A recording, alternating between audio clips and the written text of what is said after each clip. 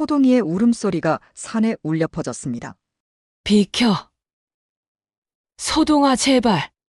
숙자 할머니는 눈물을 흘리며 소리쳤어요. 하지만 소동이는 꿈쩍도 하지 않고 할머니 앞을 가로막고 서 있었습니다.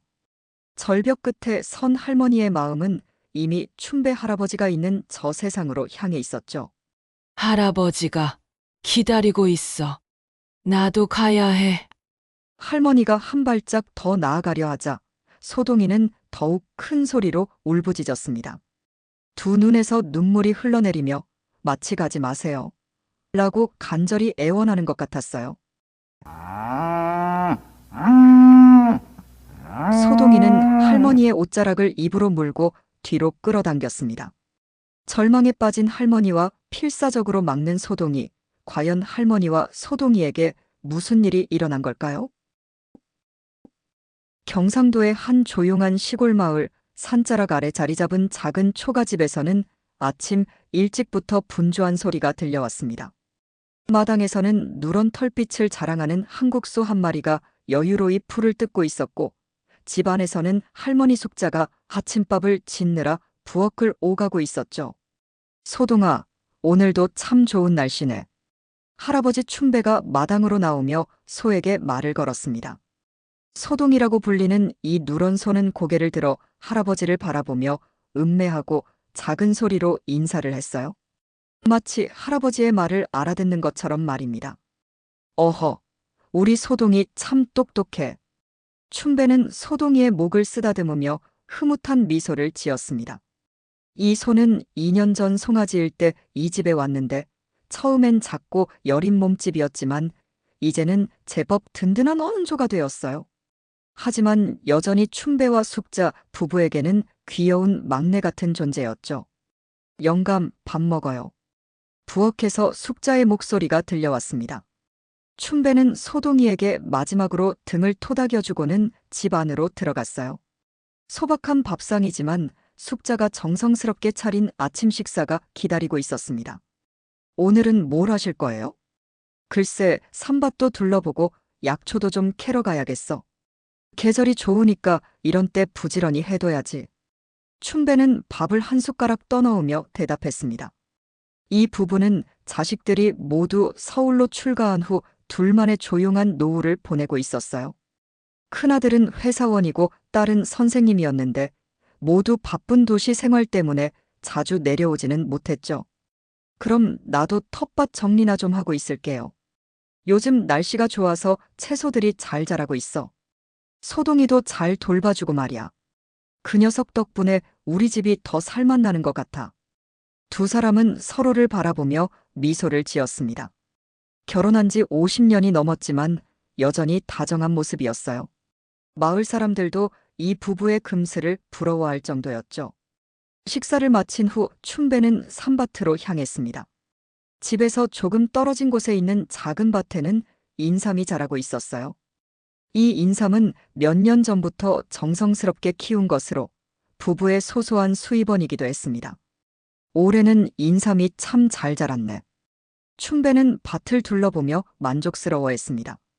햇볕이 적당히 들고 그늘도 있는 이곳은 인삼 기르기에 딱 좋은 환경이었거든요. 그는 잡초를 뽑고 물을 주며 정성스럽게 돌봤어요. 한편 숙자는 집 뒤쪽 텃밭에서 고추와 상추, 깻잎 등을 돌보고 있었습니다. 소동이는 때때로 숙자 곁으로 다가와 함께 있어주곤 했어요. 소동아, 너도 심심하지? 할머니랑 같이 있자. 숙자가 말하면 소동이는 꼬리를 살랑살랑 흔들며 음매하고 대답했습니다. 정말 신기하게도 이 소는 사람의 말을 알아듣는 것 같았어요. 기분이 좋을 때와 나쁠 때의 표정도 달랐고 춘배와 숙자가 어디론가 나가려 하면 따라 나서려고 하기도 했죠. 오후가 되자 춘배는 약초를 캐러 뒷산으로 올라갔습니다. 이 산에는 도라지, 더덕, 칡뿌리 같은 약초들이 자라고 있었거든요. 특히 칡뿌리는 감기나 몸살에 좋다고 해서 춘배가 자주 캐어왔어요. 오늘은 칡이 많이 보이네. 춘배는 호미를 들고 칡뿌리를 조심스럽게 캐냈습니다. 이 일은 꽤 힘들었지만 건강한 몸을 유지하는 비결이기도 했어요. 75의 나이에도 불구하고 춘배는 아직 정정했습니다. 집에 돌아와서 춘배와 숙자는 함께 저녁 준비를 했어요. 소동이는 마당 한편에서 여전히 풀을 뜯고 있었고 때때로 고개를 들어 두 사람을 바라봤죠. 영감, 우리 참 복받은 것 같아요. 그러게 말이야.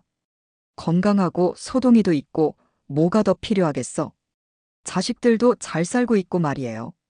두 사람은 서로의 손을 잡고 석양을 바라봤습니다. 평범하지만 행복한 하루가 저물어가고 있었어요. 소동이도 마치 이 평화로운 분위기를 느끼는 듯 조용히 서 있었습니다. 이렇게 춘배와 숙자, 그리고 소동이의 평범하고 소소한 일상이 계속되고 있었습니다. 아직 그들은 몰랐어요. 이 평화로운 일상이 곧 깨질 거라는 걸 말이죠. 며칠이 지난 어느 아침, 평소와 다른 일이 일어났습니다. 숙자가 기침을 하며 일어나지 못하고 있었거든요. 어머, 몸이 왜 이러지? 숙자는 이불을 덮고 누워 있으면서 자꾸만 기침을 해댔습니다. 얼굴도 평소보다 창백해 보였고 몸에 열기도 도는 것 같았어요. 어디 아파요? 괜찮아요? 춘배는 걱정스러운 표정으로 숙자의 이마에 손을 대어봤습니다. 미열이 있는 것 같았어요. 그냥 감기인 것 같은데 몸이 좀 으슬으슬하고 기운이 없네요. 그럼 오늘은 푹 쉬어요. 내가 다 할 테니까. 춘배는 숙자에게 이불을 잘 덮어주고 부엌으로 갔습니다. 서툰 솜씨지만 죽을 끓여서 가져다 드렸어요. 이거라도 드세요. 몸이 따뜻해질 거예요. 고마워요, 영감. 숙자는 고개를 끄덕이며 죽을 조금씩 떠먹었습니다. 하지만 입맛이 없는지 많이 먹지는 못했어요. 마당에서는 소동이가 평소와 달리 집 쪽을 자꾸 바라보고 있었습니다. 뭔가 이상함을 느끼는 것 같았어요. 소동이는 영리해서 집안 분위기가 달라진 걸 알아차렸을 거예요. 소동아, 할머니가 좀 아프시네. 춘배가 마당으로 나와 소동이에게 말했습니다. 소동이는 음매하고 낮은 소리를 내며 집 쪽을 바라봤어요. 하루 이틀이 지나도 숙자의 몸은 나아지지 않았습니다. 오히려 기침이 더 심해지고 열도 계속 있는 것 같았어요. 병원에 가봐야겠어요. 아니야, 그냥 감기일 텐데 뭘. 약국에서 감기약이나 사다 드릴게요. 춘배는 마을 약국에서 감기약을 사다가 숙자에게 드렸습니다. 하지만 며칠이 지나도 차도가 없었어요. 영감, 미안해요. 내가 이러고 있으니까 집안일도 못하고. 무슨 소리예요? 빨리 나으시는 게 제일 중요하죠. 춘배는 숙자를 돌보느라 바빴습니다. 밥도 해드리고 약도 챙겨드리고 빨래도 하고 말이에요. 평소에 숙자가 얼마나 많은 일을 하고 있었는지 새삼 깨달았죠. 일주일째 되는 날 숙자의 상태가 조금씩 나아지기 시작했습니다. 열은 내렸지만 여전히 기침을 하고 있었고 몸에 기운이 없어 보였어요. 오늘은 좀 어때요? 조금 나은 것 같아요. 그런데 아직 기운이 없네요. 그럼 칡을 좀 캐다가 끓여드릴까요? 칡이 몸에 좋다고 하잖아요. 춘배는 예전에 들은 얘기를 떠올렸습니다. 칡뿌리가 기침이나 감기에 좋다고 했거든요. 그래요? 그럼 고마워요. 뒷산에 칡이 많이 있으니까 캐다가 끓여드릴게요. 춘배는 호미와 작은 삽을 챙겨서 뒷산으로 향했습니다. 소동이가 따라가려고 했지만 춘배는 말렸어요. 소동아, 너는 집에서 할머니 지켜주고 있어. 소동이는 아쉬운 표정으로 춘배를 바라봤지만 집 앞에 서 있었습니다. 뒷산은 평소보다 더 깊숙이 들어가야 했어요. 좋은 칡뿌리는 산 깊은 곳에 있거든요. 춘배는 한참을 걸어 올라갔습니다. 여기쯤이면 칡이 있을 텐데. 춘배는 주변을 살펴보며 칡넝쿨을 찾기 시작했습니다. 다행히 굵은 칡넝쿨들이 여러 곳에 있었어요. 이거 좋네. 뿌리도 굵을 것 같은데. 춘배는 호미로 땅을 파기 시작했습니다. 칡뿌리는 땅 깊숙이 들어가 있어서 파내기가 쉽지 않았어요. 하지만 숙자를 위해서라면 이 정도 수고는 아무것도 아니었죠. 한참을 파서 드디어 굵은 칡뿌리를 캐냈습니다. 손바닥만 한 크기의 뿌리가 여러 개 나왔어요. 이 정도면 충분하겠네. 춘배는 만족스러워하며 칡뿌리를 주머니에 담았습니다. 이제 집으로 돌아가서 깨끗이 씻어서 끓여주면 숙자가 좋아할 거예요. 그런데 그때였습니다. 갑자기 숲풀 사이에서 큰 덩치의 그림자가 나타났어요. 춘배는 깜짝 놀라 고개를 들었습니다. 어머나! 눈앞에 커다란 멧돼지가 서 있었습니다. 어른 남자만큼 큰 멧돼지가 춘배를 노려보고 있었어요. 아마 자신의 영역에 침범한 춘배를 경계하는 것 같았습니다. 이런. 춘배는 천천히 뒤로 물러서려 했습니다. 하지만 멧돼지는 코를 킁킁거리며 춘배를 계속 지켜보고 있었어요. 순간 멧돼지가 앞발로 땅을 긁기 시작했습니다. 공격하려는 신호였어요. 춘배는 급히 돌아서서 도망치기 시작했습니다. 아이고, 큰일 났네. 하지만 나이든 춘배의 다리로는 멧돼지를 따돌릴 수 없었습니다. 멧돼지가 뒤쫓아오고 있었거든요. 살려주세요. 춘배는 있는 힘을 다해 도망쳤지만 멧돼지는 계속 뒤쫓아왔습니다. 나무 뿌리에 걸려 넘어질 뻔하기도 하고 가시덤불에 옷이 찢어지기도 했지만 멈출 수가 없었어요. 아이고, 어쩌지? 멧돼지의 거친 숨소리가 점점 가까워지고 있었습니다. 춘배는 큰 나무 뒤로 숨으려 했지만 멧돼지는 이미 춘배를 놓칠 생각이 없는 것 같았어요. 그때 춘배가 작은 돌에 걸려 넘어지고 말았습니다. 아야! 바닥에 넘어진 춘배를 향해 멧돼지가 돌진해 왔어요. 춘배는 급히 팔로 얼굴을 가렸습니다. 으악! 춘배의 비명소리가 산 전체에 울려 퍼졌습니다. 멧돼지의 날카로운 어금니가 춘배의 다리를 들이받았고 춘배는 나무에 머리를 부딪히며 쓰러졌어요. 집에서 숙자를 지키고 있던 소동이가 갑자기 고개를 들었습니다. 멀리서 들려오는 비명소리를 들은 거예요. 소동이는 불안한 듯 울음소리를 내며 산 쪽을 바라봤습니다. 분명 춘배의 목소리였어요. 소동이는 더 이상 망설이지 않고 산으로 달려가기 시작했습니다. 평소에는 느릿느릿 걷던 소동이었지만 이때만큼은 달랐어요. 소동이의 울음소리가 산에 메아리 쳤습니다. 집에서 자리에 누워있던 숙자도 이 소리를 듣고 깜짝 놀랐어요. 소동이가 왜 저래? 숙자는 몸이 아픈데도 불구하고 일어나려 했습니다.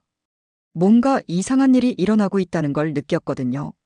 한편 산에서는 멧돼지가 쓰러진 춘배 주위를 맴돌고 있었습니다. 춘배는 의식을 잃고 쓰러져 있었고 다리에서 피가 흘러나오고 있었어요. 그때 소동이가 나타났습니다. 소동이는 큰 소리로 울부짖으며 멧돼지를 향해 달려들었습니다. 평소에는 순한 소였지만 주인이 위험에 처하자 용감해진 거예요. 멧돼지도 갑자기 나타난 소를 보고 놀랐습니다. 하지만 자신의 영역을 지키려는 본능 때문에 소동이와 맞서기 시작했어요.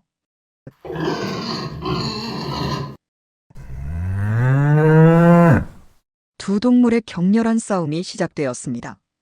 멧돼지는 날카로운 어금니로 소동이를 공격했고 소동이는 큰 몸집과 뿔로 맞서 싸웠어요. 나무들이 흔들리고 땅이 울릴 정도로 치열한 싸움이었습니다. 소동이는 몇 번이나 멧돼지의 공격을 받아 상처를 입었지만 물러서지 않았어요. 집에서 이 소리를 들은 숙자는 지팡이를 짚고 일어났습니다. 영감, 소동이. 아픈 몸을 이끌고 산으로 향하기 시작했어요. 걸음걸이가 휘청거렸지만 멈출 수가 없었습니다. 영감, 어디 있어요? 숙자의 목소리가 산에 울려 퍼졌습니다. 하지만 동물들의 싸움소리 때문에 잘 들리지 않았어요. 소동이와 멧돼지의 싸움은 계속되고 있었습니다. 소동이는 이미 여러 곳에 상처를 입었지만 포기하지 않았어요. 쓰러진 춘배를 지키려는 마음 하나로 버티고 있었죠. 소동이가 마지막 힘을 다해 멧돼지를 들이받았습니다. 멧돼지는 균형을 잃고 뒤로 넘어졌어요. 멧돼지는 더 이상 싸울 의욕을 잃고 숲풀 속으로 사라져버렸습니다. 아마 소동이의 용기에 놀란 것 같았어요. 음맥. 소동이는 상처투성이가 된 몸으로 춘배 곁으로 다가갔습니다. 춘배는 여전히 의식을 잃고 쓰러져 있었어요. 그때 숙자가 도착했습니다. 어머, 이게 무슨 일이야? 숙자는 쓰러진 춘배와 상처 입은 소동이를 보고 깜짝 놀랐습니다. 춘배의 다리에서 피가 흘러나오고 있었고 소동이도 여러 곳에 상처가 있었어요. 영감, 영감. 숙자는 춘배를 흔들어 깨우려 했습니다. 다행히 춘배가 천천히 눈을 떴어요.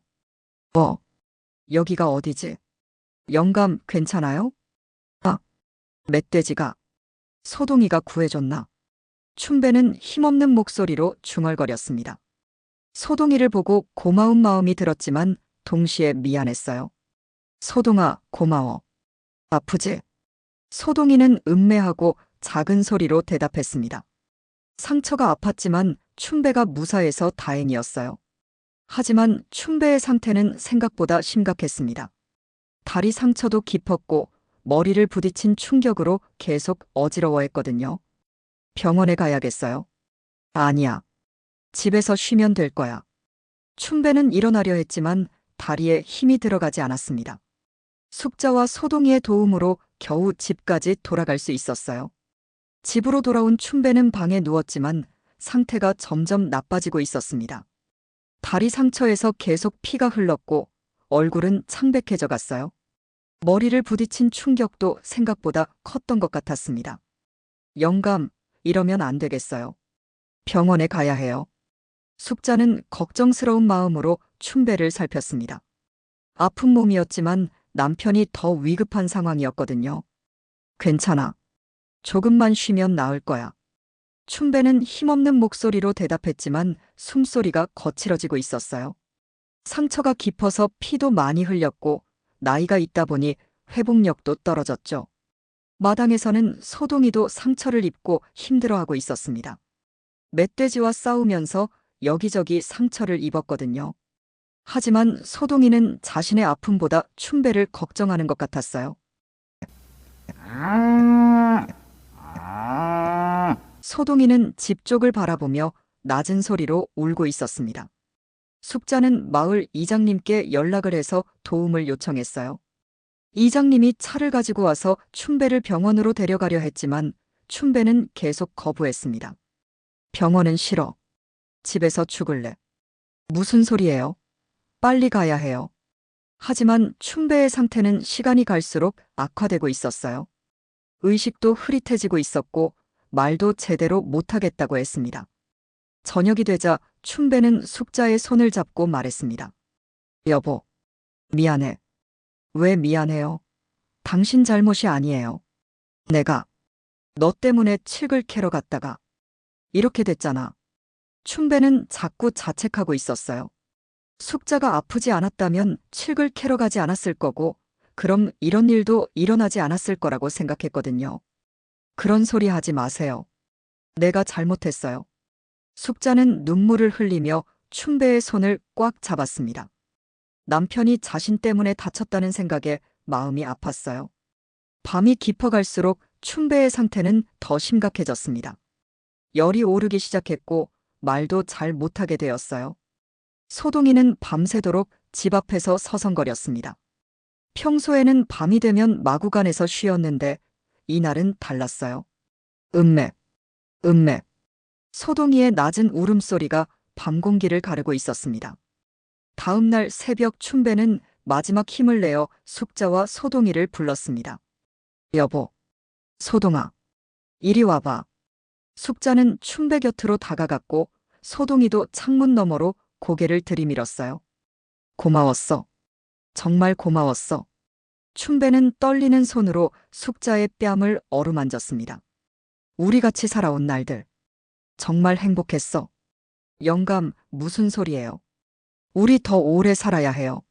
소동아, 너도 고마워. 할아버지 구해줘서. 소동이는 음매하고 작은 소리로 대답했습니다. 마치 춘배의 말을 이해하는 것 같았어요. 여보, 나 없어도 씩씩하게 살아야 해. 그런 소리 하지 마세요. 하지만 춘배의 목소리는 점점 작아지고 있었습니다. 사랑해. 정말 사랑해. 이 말을 마지막으로 춘배는 조용히 눈을 감았습니다. 50년을 함께 살아온 남편이 숙자의 품에서 세상을 떠난 거예요. 영감, 영감. 숙자의 절규가 집안을 가득 채웠습니다. 하지만 춘배는 더 이상 대답하지 않았어요. 소동이도 뭔가를 느꼈는지 큰 소리로 울기 시작했습니다. 소동이의 울음소리가 산에 메아리쳤습니다. 춘배가 세상을 떠나기 전에 캐온 칡뿌리가 아직 마당 한편에 놓여 있었어요. 숙자를 위해 목숨을 걸고 캐온 그 칡뿌리를 보자 숙자는 더욱 슬퍼졌습니다. 이걸 왜 캐온 거야? 이런 거 안 캐도 되는데. 숙자는 칡뿌리를 보며 목 놓아 울었습니다. 남편이 자신을 위해 위험을 무릅쓰고 산에 갔다가 이렇게 된 거라고 생각하니 더욱 괴로웠어요. 소동이도 밤새도록 울었습니다. 춘배를 구하려다 자신도 다쳤지만 결국 춘배를 지켜내지 못했다는 생각에 슬펐던 거죠. 마을 사람들이 소식을 듣고 찾아왔지만 숙자는 아무 말도 할 수 없었습니다. 그저 춘배의 손을 잡고 울기만 했어요. 이렇게 춘배와 숙자, 소동이의 평화로운 일상은 끝이 났습니다. 이제 숙자와 소동이만 남게 된 거예요. 춘배가 세상을 떠난 후 며칠이 지났지만 숙자는 제대로 일어나지도 못했습니다. 밥도 제대로 먹지 않고 잠도 제대로 자지 못했어요. 그저 춘배가 누워있던 자리를 바라보며 하루 종일 눈물만 흘렸죠. 영감, 왜 나 혼자 두고 가버렸어? 숙자는 춘배의 옷을 꺼내서 냄새를 맡아보기도 하고 춘배가 자주 앉던 마루에 가서 앉아보기도 했습니다. 하지만 이제 춘배의 목소리를 들을 수도 따뜻한 손길을 느낄 수도 없었어요. 내가 아프지만 않았어도. 숙자는 계속 자책했습니다. 자신이 아프지 않았다면 춘배가 칡을 캐러 가지 않았을 거고 그럼 멧돼지를 만나지도 않았을 거라고 생각했거든요. 마당에서는 소동이도 풀이 죽어 있었습니다. 평소처럼 풀을 뜯지도 않고 그저 집 쪽만 바라보며 서 있었어요. 춘배가 나타나기를 기다리는 것 같았죠. 음맥. 소동이의 울음소리도 예전처럼 힘차지 않았습니다. 낮고 슬픈 소리였어요. 마을 사람들이 찾아와서 위로해주려 했지만 숙자는 아무도 만나고 싶지 않았습니다. 할머니, 좀 드세요. 이러시면 몸이 더 상해요. 이웃 아주머니가 죽을 끓여서 가져왔지만 숙자는 고개만 저었어요. 배고프지 않아요. 그냥 가세요. 할머니, 할아버지도 하늘에서 걱정하실 거예요. 하지만 숙자는 아무 대답도 하지 않았습니다. 그저 창밖만 바라보고 있었어요. 며칠이 더 지나자 숙자의 얼굴은 더욱 야위어졌습니다. 원래 아팠던 몸이 제대로 된 음식을 먹지 않으니 더욱 나빠진 거예요. 이런 식으로 살 수는 없어. 숙자는 침대에 누워서 천장을 바라보며 생각했습니다. 춘배 없는 삶이 무슨 의미가 있을까 싶었어요. 50년을 함께 살았는데 이제 혼자 뭘 하고 살라는 거지. 숙자와 춘배는 정말 사랑하는 부부였습니다. 젊은 시절부터 늘 함께했고 늙어서도 서로를 의지하며 살았거든요. 그런 남편을 잃은 충격은 이루 말할 수 없었어요. 영감이 기다리고 있을 거야. 저 세상에서. 숙자는 점점 이상한 생각을 하게 되었습니다. 춘배가 있는 곳으로 가고 싶다는 생각 말이에요. 그러던 어느 날 밤 숙자는 잠이 오지 않아 마루에 나와 앉았습니다. 달빛 아래서 소동이가 마당에 서 있는 모습이 보였어요. 소동아, 너도 할아버지 그리워. 소동이는 숙자를 바라보며 음매하고 작은 소리를 냈습니다.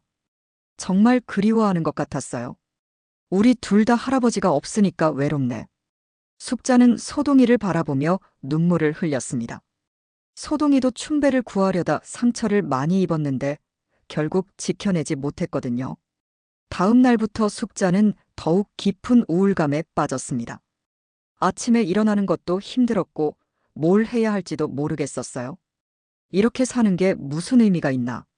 춘배와 함께 가꾸던 인삼밭도 버려둔 채였고 텃밭의 채소들도 시들어가고 있었습니다. 숙자는 아무것도 할 기운이 없었거든요. 영감, 나도 데려가줘. 숙자는 춘배의 사진을 보며 중얼거렸습니다. 이런 고통스러운 하루하루를 견디는 것보다 차라리 춘배가 있는 곳으로 가고 싶었어요. 소동이는 점점 말라가는 숙자를 걱정스럽게 바라봤습니다. 춘배를 잃은 슬픔도 컸지만 이제 숙자마저 이렇게 되어가는 모습을 보니 더욱 안타까웠어요. 음맥, 음맥. 소동이는 자꾸 집 쪽으로 다가와서 울음소리를 냈습니다. 숙자에게 뭔가 말하고 싶은 것 같았지만 사람의 말을 할 수는 없었죠. 일주일이 지나고 2주일이 지나도 숙자의 상태는 나아지지 않았습니다. 오히려 더 심해졌어요. 이제는 하루 종일 침대에만 누워 있었고 물도 제대로 마시지 않았습니다. 이렇게 살 바에야 차라리. 숙자의 마음속에는 점점 위험한 생각이 자리 잡고 있었습니다. 춘배 없는 세상에서 혼자 사는 것이 너무 힘들었거든요. 마을 사람들도 걱정이 되어 자주 찾아왔지만 숙자는 점점 사람을 피하게 되었습니다. 아무도 자신의 마음을 이해해주지 못한다고 생각했어요. 할머니, 자식들한테 연락해드릴까요? 이웃집 아주머니가 물어봤지만 숙자는 고개를 저었습니다. 아니에요. 괜찮아요. 하지만 전혀 괜찮지 않았어요. 숙자는 매일매일 춘배를 그리워하며 점점 더 깊은 절망에 빠져들고 있었습니다. 춘배가 세상을 떠난 지 한 달이 지났지만 숙자의 마음은 더욱 어두워져만 갔습니다. 매일 밤 잠들기 전에 춘배의 빈자리를 바라보며 눈물을 흘렸고 아침에 일어나면 또다시 현실을 받아들여야 하는 고통이 기다리고 있었어요. 영감, 정말 보고 싶어. 숙자는 춘배와 함께 찍은 오래된 사진을 들여다보며 중얼거렸습니다. 젊은 시절의 모습이 담긴 흑백 사진부터 최근에 찍은 컬러 사진까지 모든 사진 속에서 두 사람은 행복해 보였어요. 우리 그때 참 좋았는데. 사진 속의 춘배는 환하게 웃고 있었습니다. 하지만 이제는 그 미소를 다시 볼 수 없다는 게 너무 슬펐어요. 마당에서는 소동이가 여전히 풀이 죽어 있었습니다. 평소처럼 활발하게 움직이지도 않고 먹이도 많이 먹지 않았어요. 춘배를 잃은 슬픔은 소동이에게도 큰 상처였거든요. 어느 날 새벽 숙자는 이상한 꿈을 꾸었습니다. 춘배가 나타나서 손을 내밀며 같이 가자고 하는 꿈이었어요. 영감이 부르고 있어. 숙자는 잠에서 깨어나 혼자 중얼거렸습니다. 꿈이었지만 너무나 생생했어요.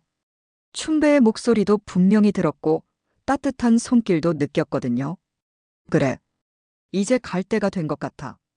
숙자는 마음속으로 결심했습니다. 더 이상 이런 외로움과 고통을 견딜 수 없었어요.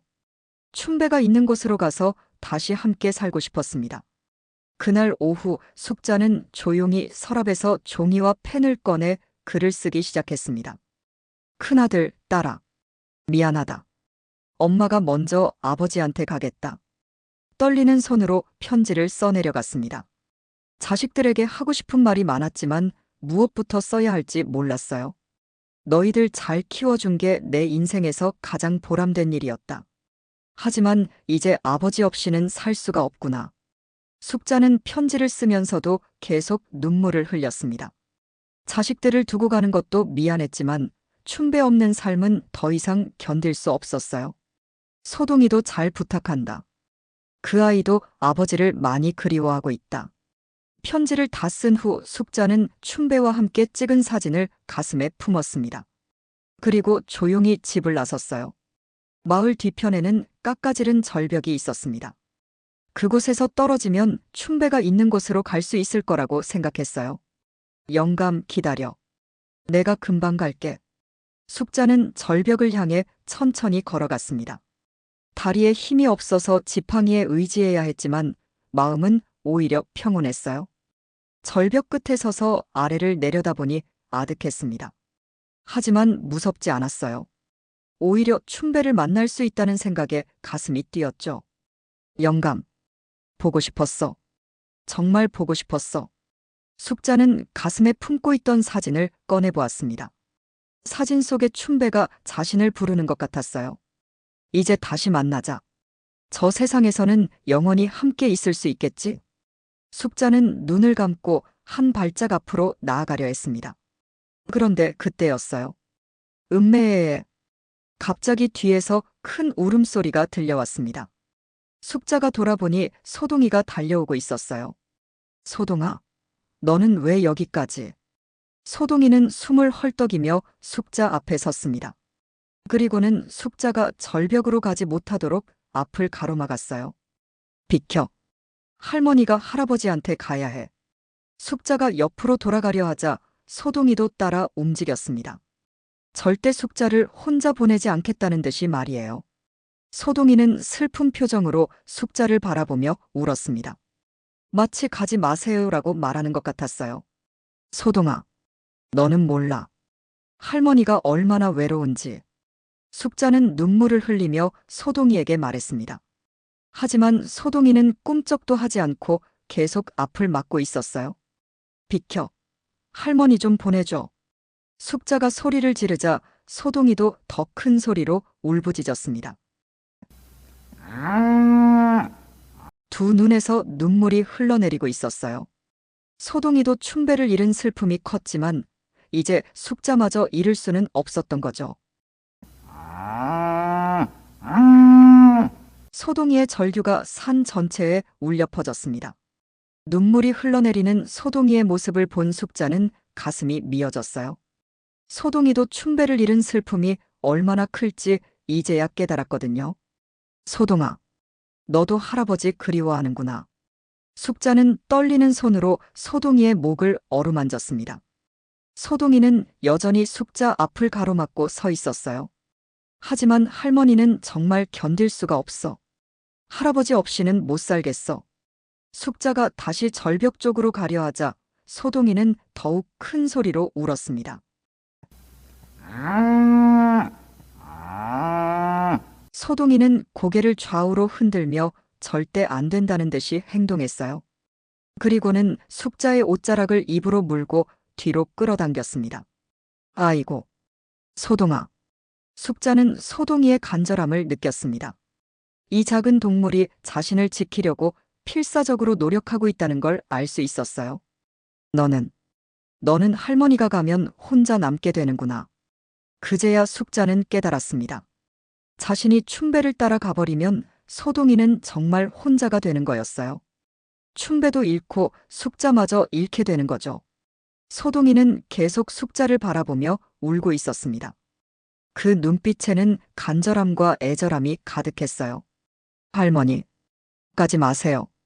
소동이가 말을 할 수는 없었지만 그 마음이 숙자에게 전해졌습니다. 소동이도 춘배를 그리워하지만 그래도 숙자와 함께 살아가고 싶다는 마음이 느껴졌거든요. 소동아, 정말 할머니랑 같이 살고 싶어. 소동이는 고개를 끄덕이는 듯한 행동을 했습니다. 그리고는 숙자의 손을 자신의 목에 올려놓았어요. 아이고, 우리 소동이. 숙자는 소동이를 안고 함께 울었습니다. 이 순간 숙자는 깨달았어요. 춘배는 떠났지만 소동이는 아직 곁에 있다는 걸 말이죠. 할아버지가 너를 내게 남겨준 건가?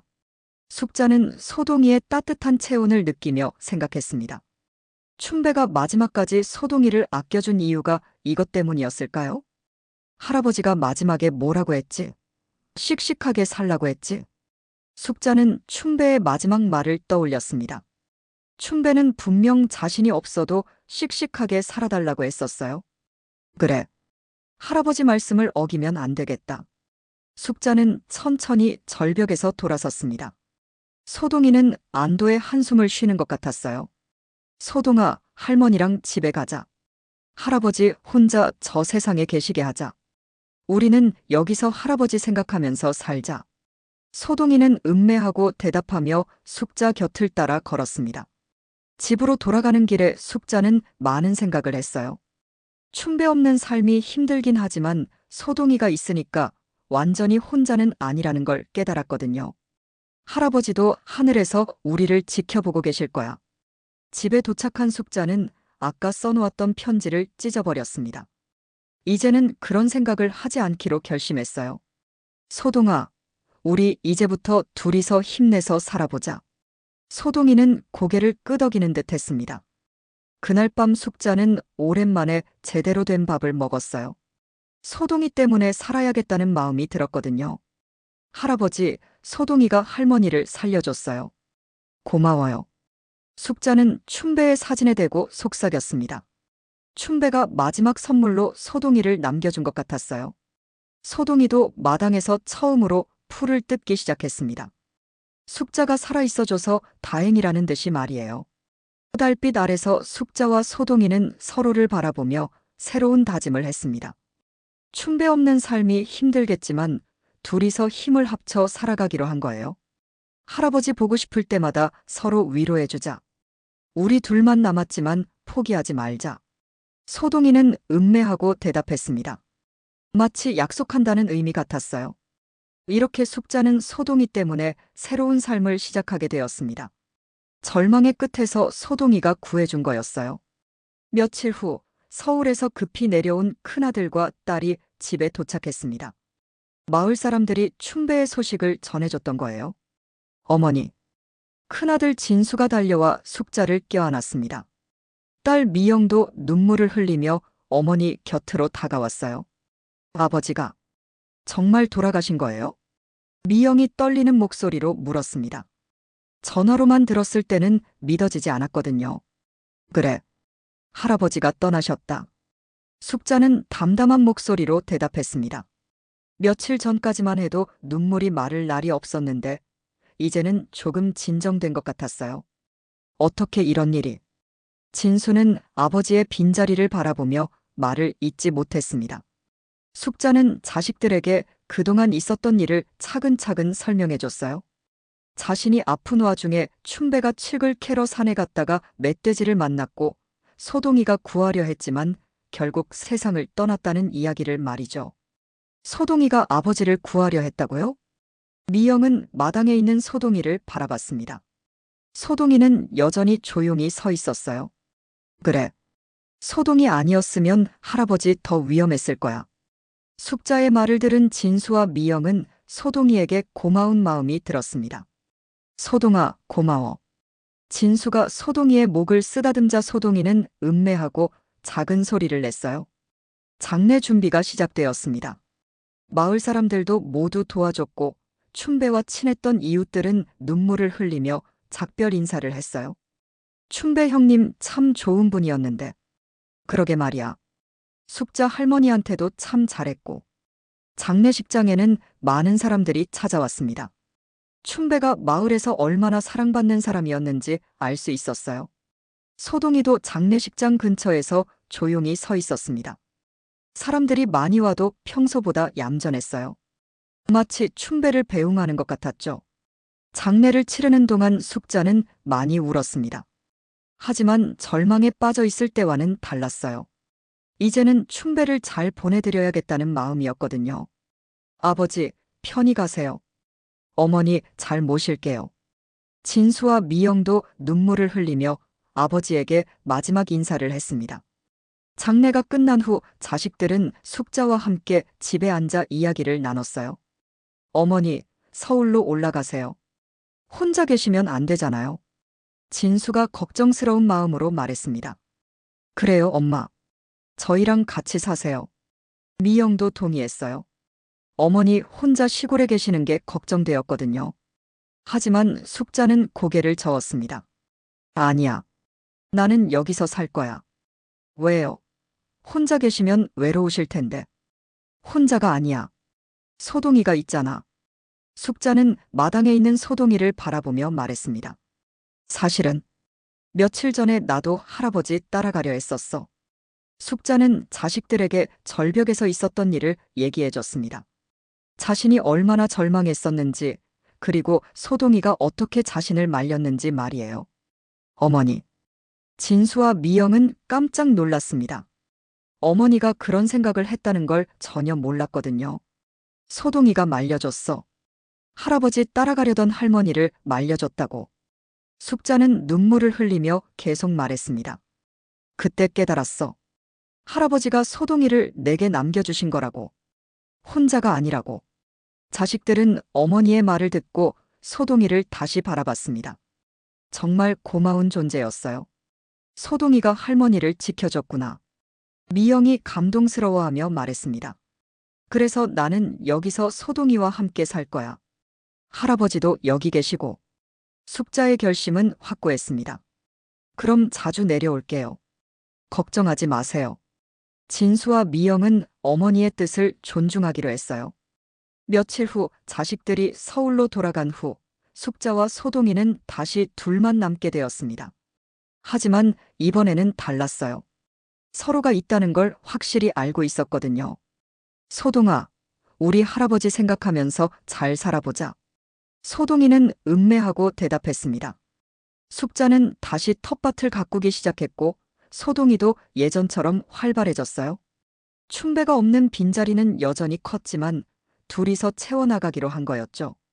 저녁 노을이 지는 들판에서 숙자와 소동이가 나란히 서 있는 모습이 평화로워 보였습니다. 춘배도 하늘에서 이 모습을 보며 안심하고 계실 거예요. 할아버지, 우리 잘 살고 있어요.